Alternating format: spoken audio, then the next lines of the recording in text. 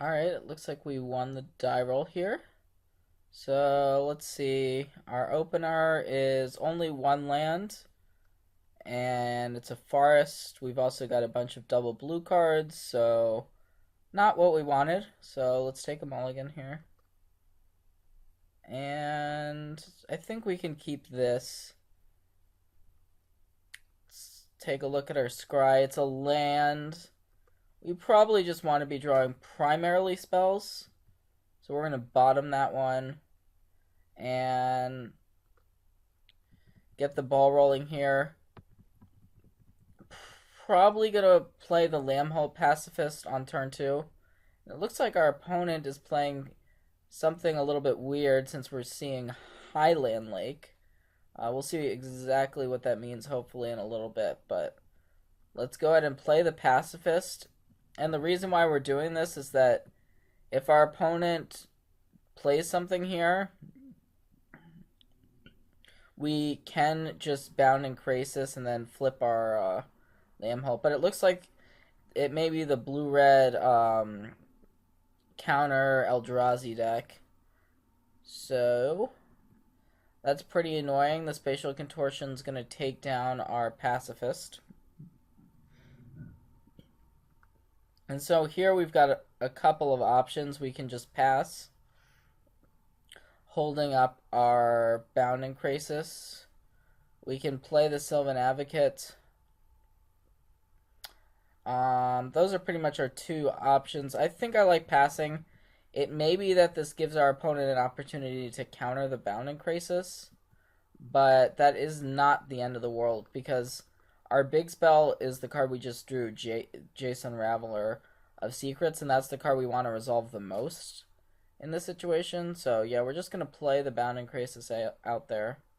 And it could be our opponent has another Spatial Contortion. So that's pretty bad news. And it looks like we're just going to play out our Sylvan Advocate here. We've got a nice play for next turn. Hopefully it resolves as it's Jace, but we're kind of running short on gas, essentially. So there's Hedron Archive. That's pretty bad for us. But let's play our Jace out. Our opponent's getting closer to Ulamog, so we've got to be aware of that. Lumbering Falls is the card we're seeing on top. It's pretty good, so I think this is a close call on whether we want to keep it or not. I think we mostly want action, though, so let's go ahead and bottom it. It's definitely better than any of our other lands in this situation, but we already have a 6th land to turn on our Sylvan Advocate. And yeah, we drew a counter spell, Clash of Wills. It's not a hard counter, especially against a big mana deck, but could be useful for sure. There's Drowner of Hope. Okay, that's pretty good here. The Drowner can, a Scion can tap our Sylvan Advocate. So we've got a couple of options. We could actually go ahead and bounce this Drowner and then potentially try to Clash of Wills it on the way back down. So I think I like that the most of our options. It's not a great option by any means, but we don't have a lot of great options in this spot, so we're just going to bounce that Drowner and hit for 4 with our Sylvan Advocate. And now we can Clash of Wills for 5 if our opponent decides to replay the Drowner.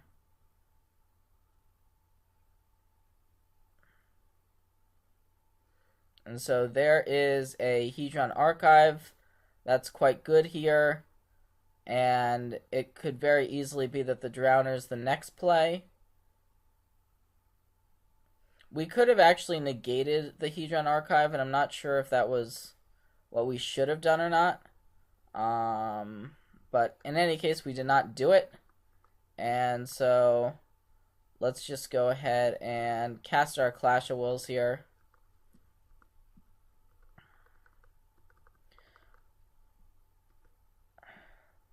So we're going to get that Drowner of Hope off the table.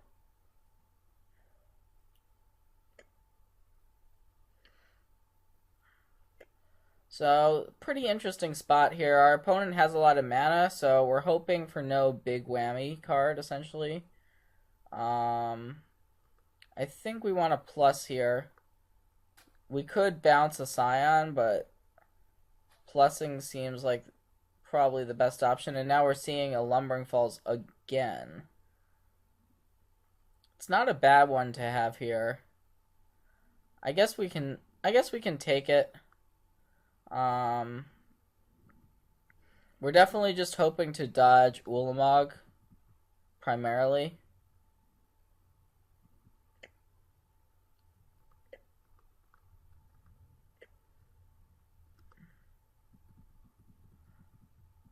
But yeah, if our opponent has Ulamog, there was pretty much no way we were going to actually stop it from coming down this game. Another Drowner would also be bad for us, but it wouldn't be like game over or anything. So it looks like Hedron Archive is going to get popped here.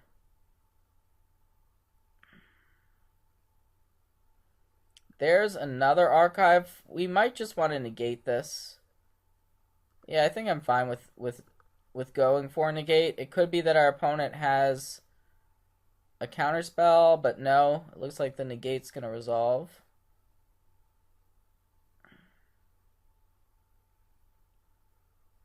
So we'll see what else is going on here. Maybe it's another Spatial Contortion. It could be another Drowner. Hoping it's not something too big. Our opponent has access to essentially 5 mana plus the 2 Scions in terms of on-board mana. And okay, it's just another Hedron Archive.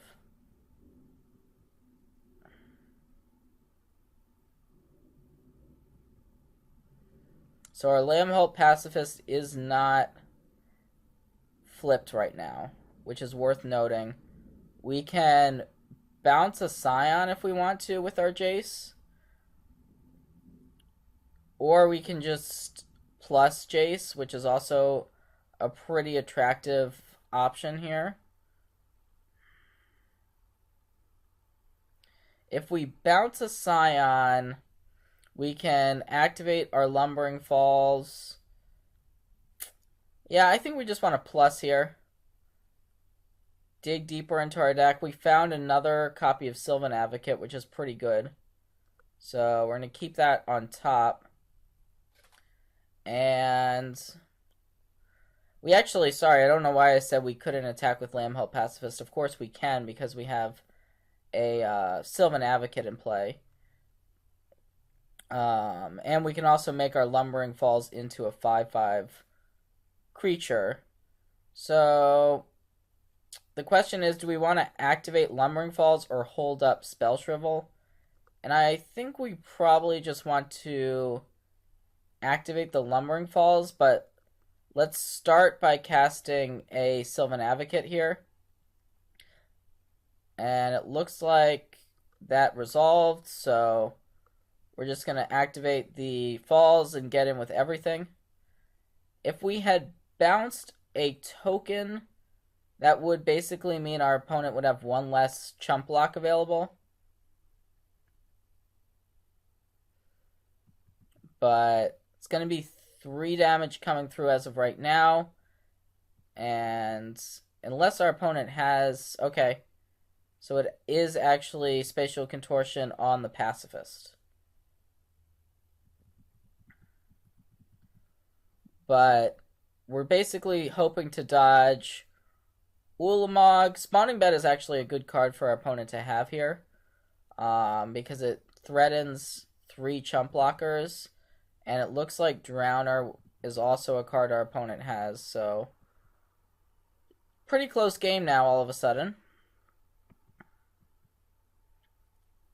So we have a couple options as far as what we want to do with our Jace. We can plus it on Drowner, and then We have attacks. We can just make attacks with everything, including the Lumbering Falls. We can also just plus our Jace and just attack with Lumbering Falls. If we leave the Drowner in play, it's pretty scary.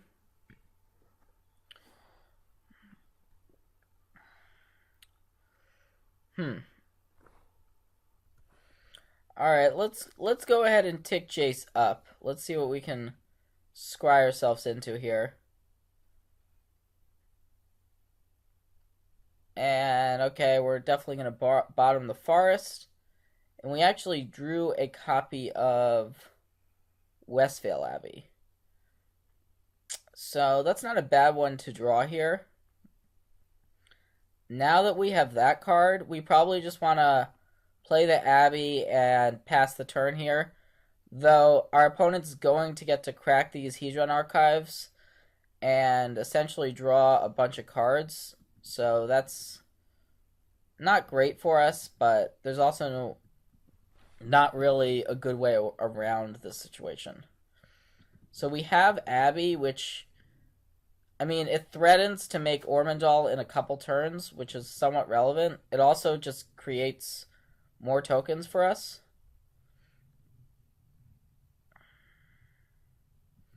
It looks like our opponent's actually just going to start charging the Majoring Network.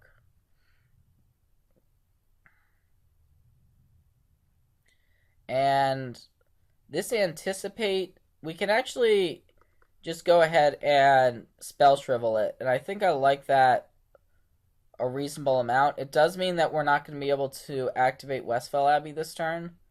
But being able to use this Spell Shrivel, it's just going to get worse and worse as the game progresses. So Anticipate also lets our opponent dig 3 cards deeper into their deck. So we have Lumbering Falls, which we can activate to block if we want to. So that's actually relevant here. We're also ticking towards being able to ultimate Jace if we want to. And the ultimate of Jace Unraveler is it counters the first spell an opponent casts each turn. But if this is Ulamog, that's going to be really bad for us.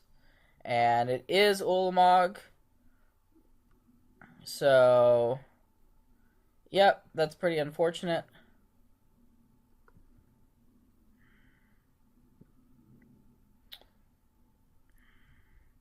We'll see if our opponent makes some attacks here. Nope. Okay, probably smart not to attack. And our draw step is Whirler Rogue, so we'll cast it.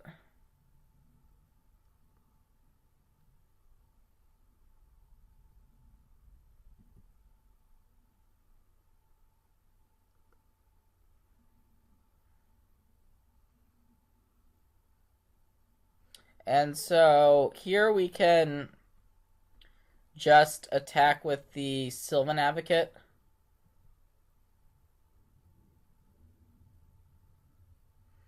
And then we can make it unblockable if we want to.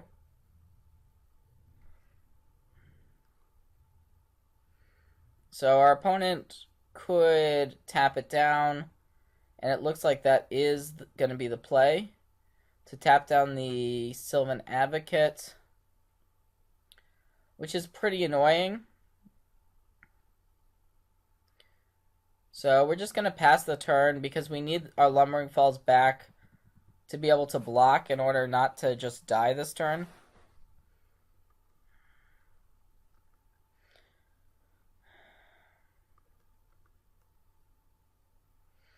Yeah, this Eldrazi deck is actually pretty powerful. It just draws so many cards with these Hedron Archives that you're eventually just going to find Ulamog. And the lands are all pretty threatening. So, looks like our opponent's attacking with Ulamog and Drowner. So we're going to go ahead and Animate our Lumbering Falls.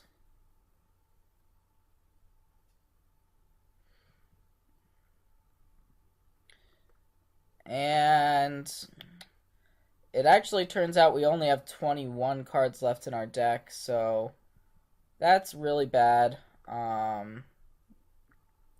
So I guess we're just going to block Drowner.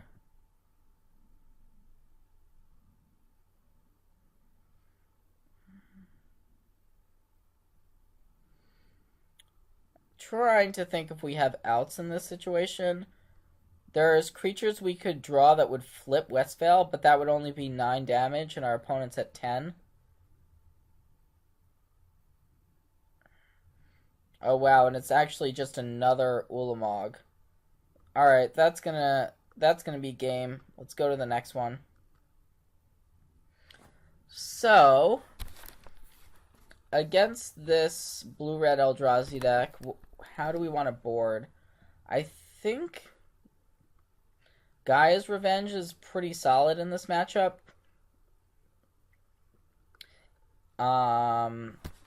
Negate seems pretty solid. I mean, our aggressive creatures are pretty good too. So, like, I don't know that our main deck is actually that bad in this matchup, and we might not want to board all that much.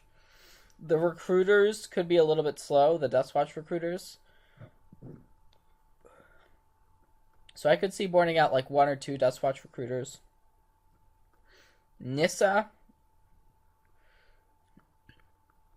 It's pretty good. It's also a little bit slow. We definitely want another Surrak. That card is really powerful. We saw Jace Unraveler be pretty good. I don't know that we need another copy of that card, though. Stratus Dancer, it only counters instants and sorceries, but there are definitely some problematic ones we could play against, so let's board in the 1 copy of Stratus Dancer. And then the question becomes, do we want the Gaia's Revenge? Do we want Nissa? Nissa is probably not needed. So if we board in the 1 copy of Gaia's Revenge and then 1 more Negate, that seems pretty reasonable. So let's try that.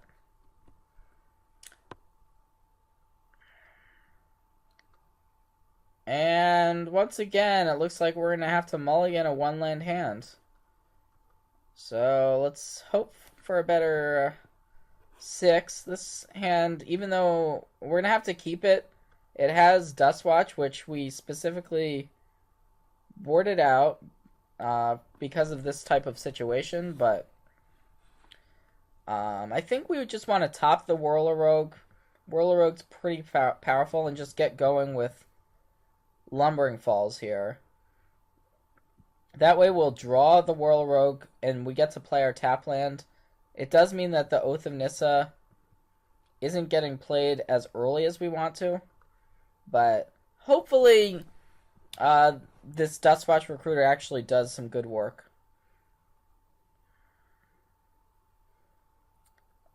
But there's a Spatial Contortion, so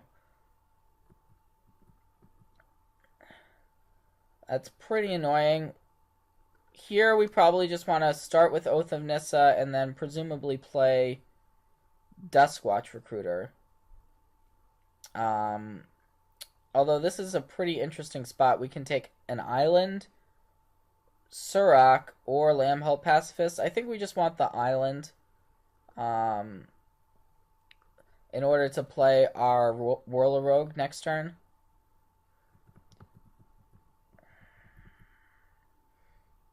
And we'll see if our opponent has yet another removal spell.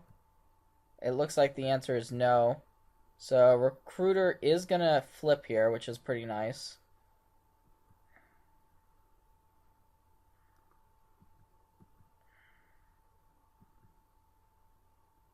So this is a pretty interesting spot. We know that we're up against a deck that has a decent amount of counter magic. And we also know that we're playing against a deck with multiple Hedron archives. So it's weird, but I actually think we just want to pass the turn here. We'll let our opponent charge a Mage Ring. And then we have negate up. Next turn, we can play Whirl-a-Rogue and then have backup for any potential counter magic. So we're just going to attack for 3, put our opponent down to 14 here, and run out this Whirl-a-Rogue. So we'll see if our opponent has something like Spell Shrivel. And there's the Spell Shrivel, so we're just going to meet that head on with a negate.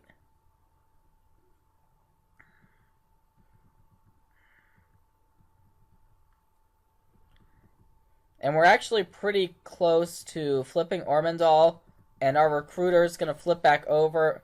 So now we can start activating it if we want to. What we're really wanting to dodge is something like a Kozilek's Return. Alright, it looks like our opponent does have Hedron Archive to ramp up a little bit. So we've got a couple of options. We can bash for 6. We could bash for more than 6 by activating this Lumbering Falls. So we've got a few different options. Our opponent's going to have access to 8 mana next turn. I don't think I like casting the Whirl-a-Rogue just because our opponent's representing another counterspell. So let's just go ahead and play our Westvale Abbey and bash for 6.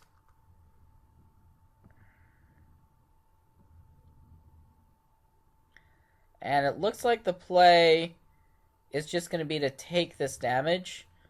So yeah, I think we want to just go ahead and activate our Whirl-a-Rogue now and see what we find off the activations. Alright, all lands on the first one, not what we wanted. Let's hope that the second one is better. Oh, it's a Gaia's Revenge, okay. So that was better. And since our Dustwatch has flipped back over, we have enough mana to cast Gaia's Revenge, and then potentially even make it unblockable. So yeah, let's just go ahead and do that. Just run out the Gaia's Revenge. And our opponent does have Spawning Bed. So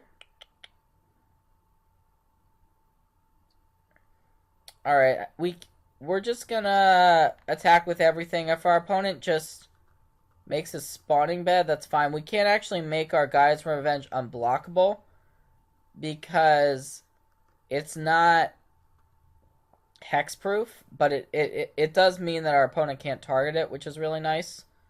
So I think we just want to attack with everything here.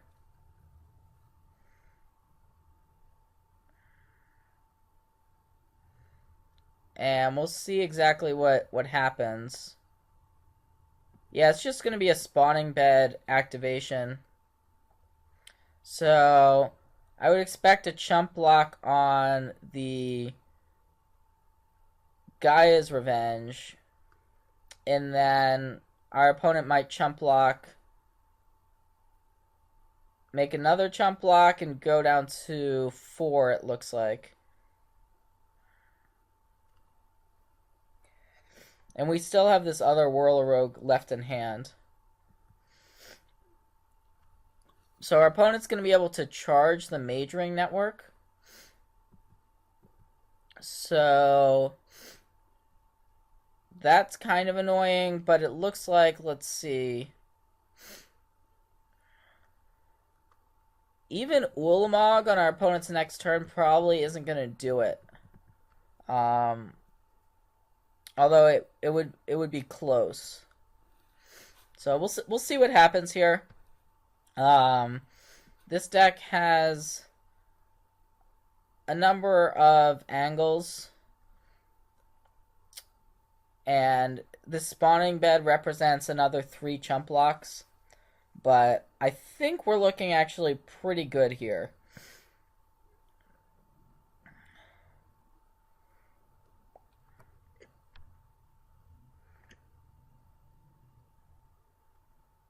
So, okay, here's Drowner of Hope. So that's a pretty good card to have in this situation. So we actually drew Sylvan Advocate. So I think we actually want to cast our Sylvan Advocate.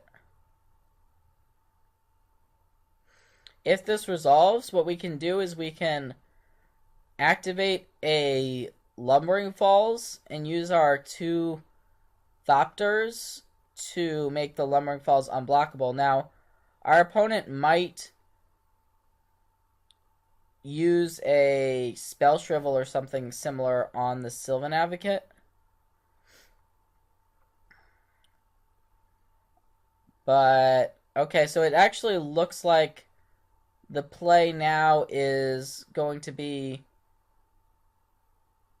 to try to tap down a Thopter token. So that makes some sense for sure.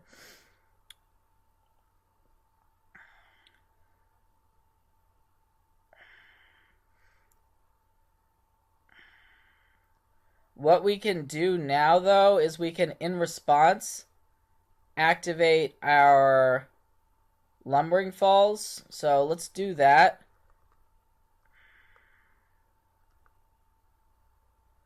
Although, if we do it this way, and our opponent does have a Spell Shrivel, that would be pretty annoying. We could also just let this resolve, and we still have this backup Whirler Rogue to play. So, yeah, it's a pretty interesting spot, actually.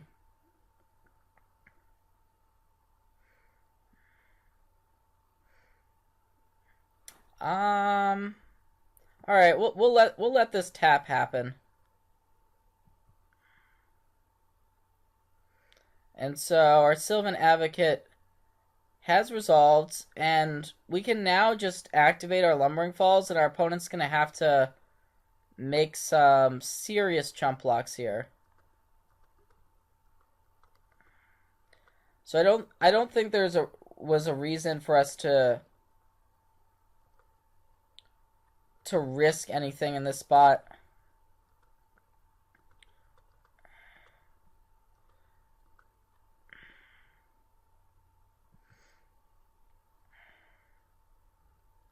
So this is going to mean that our opponent's going to be able to charge the Majoring Network.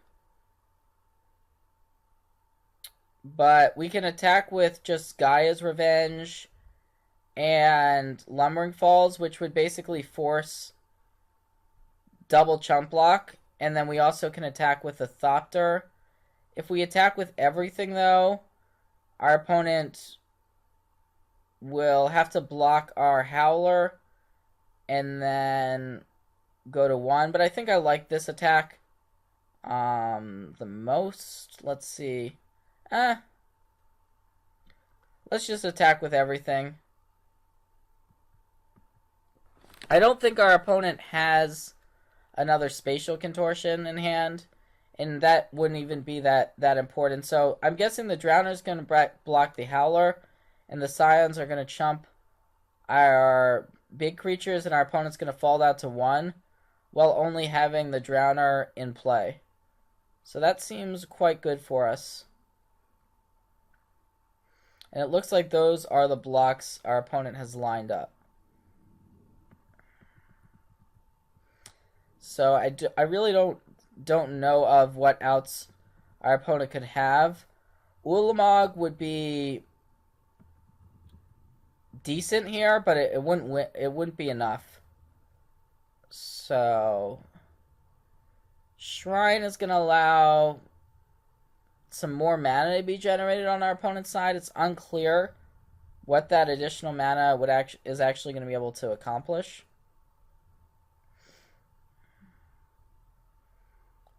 So I think we're going to be going to a game 3 here, but this is definitely a pretty interesting matchup. There's a lot of different plays that are worth considering. Oh wow, there's a Kozilek's Return. So if our opponent has Kozilek's Return and then Ulamog, does our opponent have enough mana to do all that? I don't think so. But we'll see if there's a follow-up to this Kozilek's Return, because that's actually one of the scariest cards in this matchup. And it looks like that was probably the card our opponent just drew for the turn. But it looks like it's just going to be passed back to us. So that likely means the plan is to activate the spawning bed to make 3 1/1s, which could be enough to prevent our opponent from losing right here. So we've got a couple of options here. I think we want to just go ahead and activate a Lumbering Falls, though. So, yeah, let's do that. We're still holding our Whirl-a-Rogue, especially knowing that Kozilek's Return is in our opponent's graveyard. I think it's correct.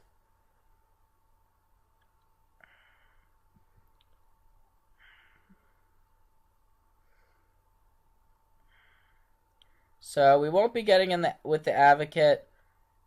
Let's just attack with the Revenge and then with the Lumbering Falls. Expect our opponent to pop the spawning bed right here. It's going to create potentially just another double chump block turn.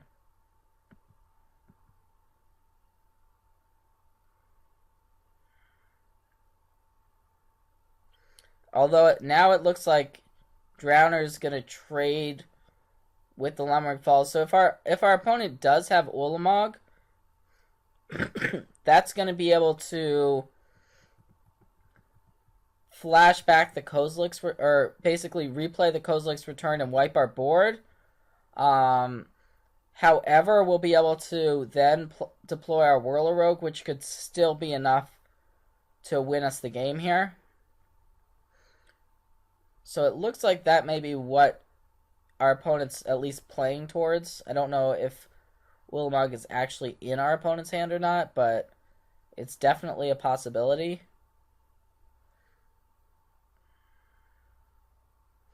Now the Drowner's off the board, which makes things a little bit simpler.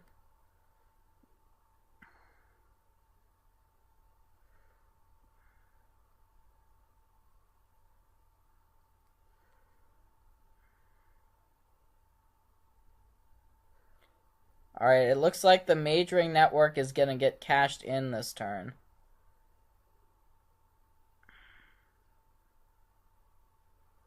So yeah, there's the Ulamog.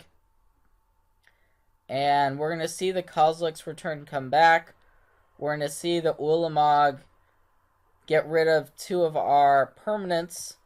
So now we're pretty much all in on this follow-up Whirl-a-Rogue. If our opponent draws like another Kozilek's Return, then we would actually lose this game when it seemed like we were winning for most of the game. Or potentially even another Ulamog would be very good here. But yeah, we're just going to play our Whirl-a-Rogue out that we've been sandbagging for pretty much the whole game. And these Thopters could very easily just get it done with our opponent being at 1 life here. We also drew a second Whirl-a-Rogue. But, okay, it looks like an Anticipate. Our opponent actually drew Anticipate here. Or had it, I should say. So, this is definitely going to be a key turn. If this is another Kozilek's Return, that would be the worst case scenario. But there's definitely other cards. Alright, never mind. Kozilek's Return was not the worst case scenario. Chandra is actually the worst case scenario for us. So that's going to -2 here to get rid of our Whirl-a-Rogue completely. And now Yeah, we're pretty much in a really bad situation here. Not sure we did anything wrong. It's just this deck can grind really well. We actually drew Bounding Krasis here. So yeah, let's go ahead and pass the turn here, and we're going to attempt to tap down the Ulamog.